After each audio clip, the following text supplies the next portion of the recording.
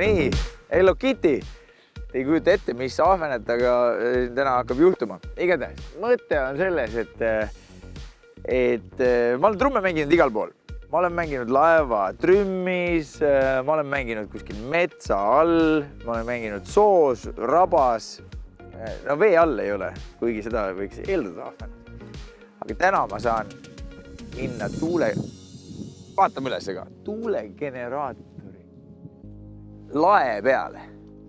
Ja oma peal öeldes, ütleme, tõmbab väikse liblika kõhtu. Aga samal ajal jällegi, kes hullutiididega kaasa ei lähe, selle elus on vähem seiklusi ja mulle meeldib, kui on neid rohkem. Seega, või silma peal, kas tulen sellest seiklusest eluga välja või ei tule. Igatahes, mina jätan praegu otsad lahti ja lähen hakkan värisevate kätega trumme pakkima. Yes!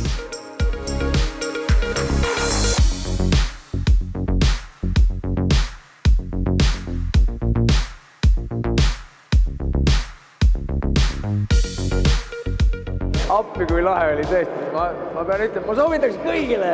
See peaks olema mingi atraktsioon kuskil Ahaas või ma ei tea kus kohal. Et kõige imelikum asi oli see, et seal ei olnud üldse hirmus. Oli väga ilus ja mul oli ainukene hetk, kui mul hakkas nagu kuidagi nagu kõhe või tuli nagu siuke kaotusvalu oli siis, kui ma teadsin, et ma pean alla tulema. Igatahes, aitäh, kallis Eesti Energia, kogu kamp, ülitore. Ma loodan, et tuleb hea film ja Ove saab selle eest vähemalt vimpli. Kui mitte hõbekaru või kuldset palmioksa.